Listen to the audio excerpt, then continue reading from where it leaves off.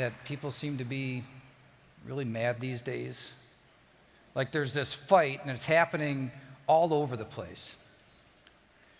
Now, fighting in the political world, that's as old as civilization, but what's new, what's different, is how good the political people are getting at dividing us up, magnifying differences, and inspiring negative actions through fear and resentment and anger.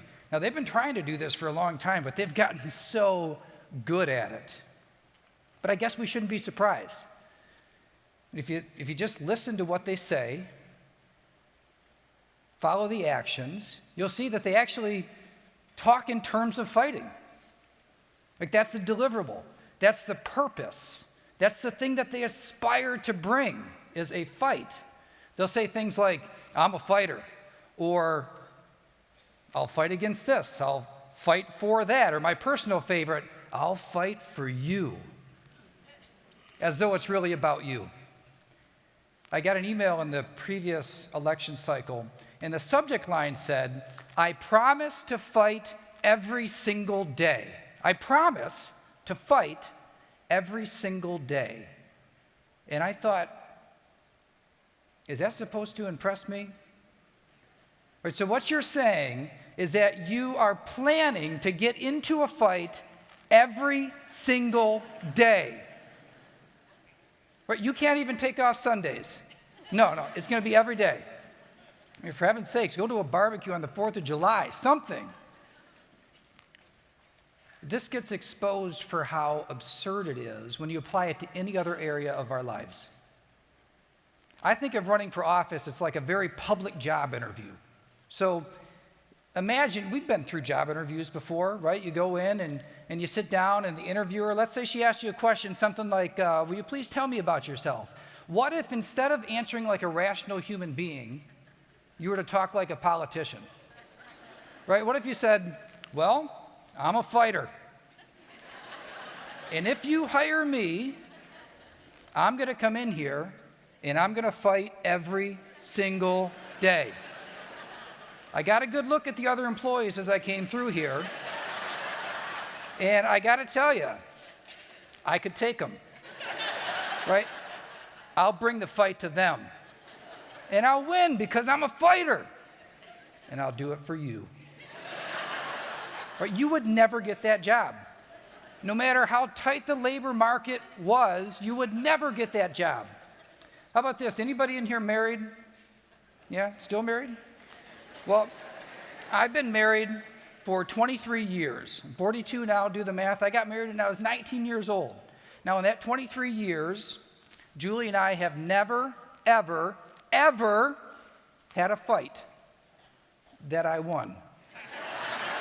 Now, of course we've had fights, right? But you don't go into a relationship expecting to get into a fight. I was 18 when I asked her to marry me, and it was really quite romantic. I mean, at least I think it was. And I got down on one knee, but just imagine, instead of what I did say, what if I were to say, Julie, I love you so much, and I want to spend the rest of my life with you. And if you say yes, like, I promise that we will fight every day. And when we do, I'm going to win. Because I'm a fighter. Now, I dare say that I would not have been married for a single day, let alone 23 years, if that was the attitude I took into my marriage. Now, I'd suggest to you that bringing that type of language and those types of actions into the world of making public policy is every bit as ridiculous. So I have two asks. And I don't want to pretend like these two asks are somehow going to change the whole world. Changing the world is really difficult. But changing the part of the world that you're in, it's not that hard. So the first thing is to not assume, no matter how badly the political system and the people in politics want you to, do not assume that people that have come to a different conclusion than you are bad. Right? They might be wrong, but they're not bad, at least usually not. It's the idea of giving them the benefit of the doubt, just like you would want them to give you the benefit of the doubt. Now, the second thing is a little harder, but it's more important. It's about making the effort, taking the time, putting in the work to understand why people believe the way that they do, especially when it's the opposite of how you believe. And it's not because they're going to change your mind or you're going to change their mind, although I would encourage you to keep an open mind because maybe you will learn something that will change your perspective on it.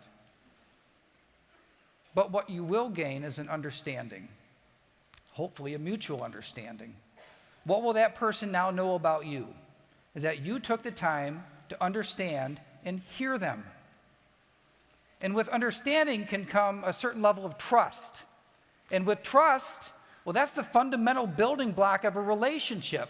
Now, if you have a relationship with somebody, well, you got a shot at influence. And isn't that what this is about? It's like the difference between making a difference and making a point. Those are not the same thing.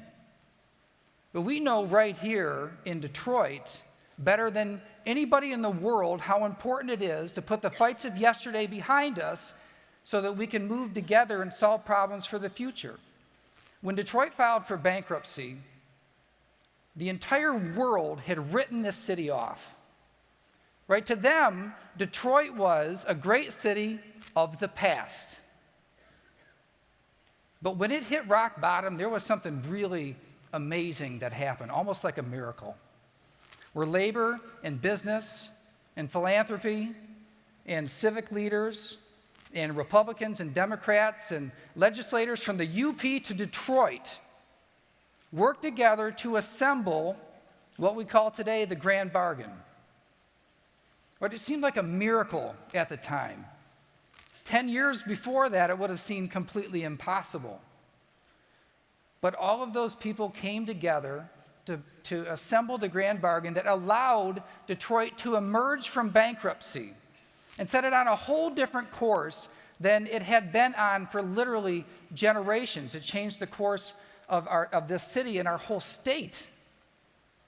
So what's going to be left after this fight?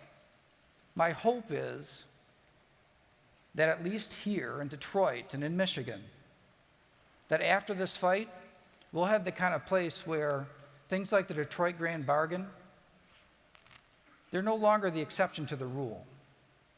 It's just what we expect to happen. Thanks for listening.